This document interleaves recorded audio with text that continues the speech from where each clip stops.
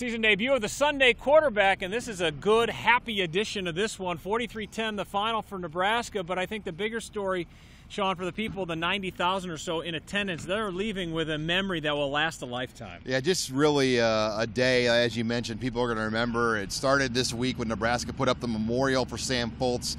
Then in pregame, Drew Brown and Spencer Lindsay, two of the closest people to Sam Foltz, came out on the field with that number 27 jersey. They found Gerald Foltz on the sidelines, gave him that hug that Sam gave him before every game. That's how it started. Then Nebraska gives out the Sam Foltz Scholarship with Jill and Gerald Foltz and family, awarding that to Drew Brown.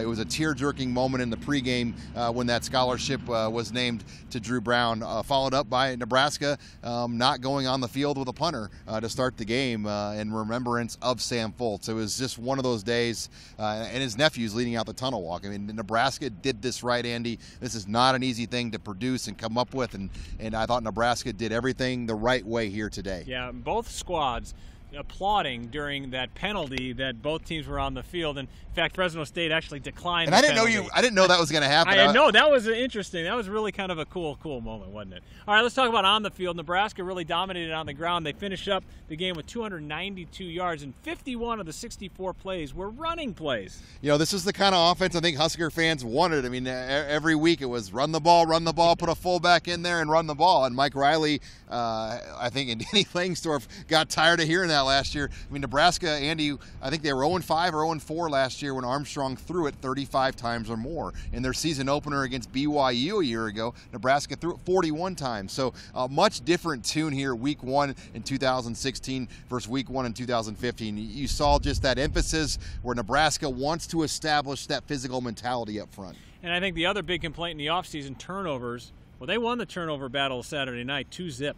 Yeah, the only fumble on the ground was recovered. It was a DeMornay Pearsonell mishandle on a jet sweep, but Nebraska was able to force 2 interceptions. And I really credit this to some of the new scheme looks they're doing. I think it allows the secondary to be more aggressive. They're watching more the quarterback. They're jumping routes, and I felt that was maybe a problem last year. Instead of watching the quarterback, they were kind of locked in on man-to-man, and it required ball skills to make those plays. And Nebraska's ball skills a year ago just did not produce very many interceptions. And defensively, I thought, too, you talk about defense up front, they holding Fresno State. Granted, not a great running team, but they still held them on the ground to just 31 yards. Yeah, they really made Fresno one-dimensional, and then once Fresno had to start throwing down the field, that's where the problems happened. Fresno did not want to throw down the field. They wanted to keep it short in the flats. Let's get it out of the box and make it a one-on-one matchup game. And once they had to abandon that, they had no chance against Nebraska. And this is kind of a coach's dream. You win by 33, and yet there's a laundry list of things to improve on. Mike Riley gets his 100th win as a collegiate coach, and yet he wasn't overjoyed. Yeah, I mean, it just had a sour taste, and I think the block punt really started it. I mean, Nebraska was up 14-0. It really felt like they were going to, be up like 28-0 at halftime, and that block punt just let the air out of Memorial Stadium and, put Nebraska in a spot where it was 14-10 at the half. Fresno got the ball, and Nebraska was up 21-10. And I thought the play that really iced it was the play action on first down. Tommy Armstrong goes down to Alonzo Moore. That was just one of only 2 plays, though, Andy, that were 20 yards or longer. So the home run was missing. It was just a lot of short, 3 to 5 yard type runs, kind of like the bowl game. And that's what Nebraska did in San Francisco in their Foster Farms Bowl win.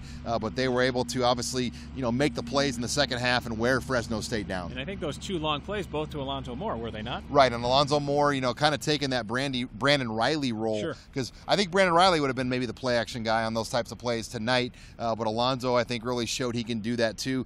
He's one of the faster guys on this team. He was also a Sam Foltz honorary captain.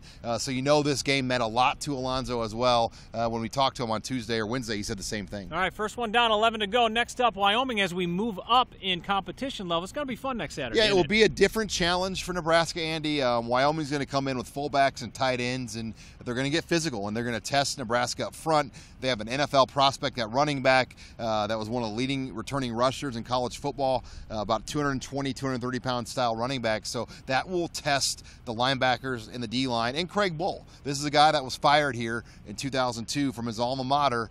You think he forgot that? No. I mean, he's going to remember that. And right. this game in Memorial Stadium, he's been circling, and there's a lot of guys on that staff with Nebraska ties like Mike Grant, Steve Stanner, that really want to come in here and put on a performance. It's going to be fun. It's Nebraska and Wyoming next Saturday as the Huskers look to go 2-1. The Huskers and Cowboys, they'll kick off at 11 o'clock on ESPN2.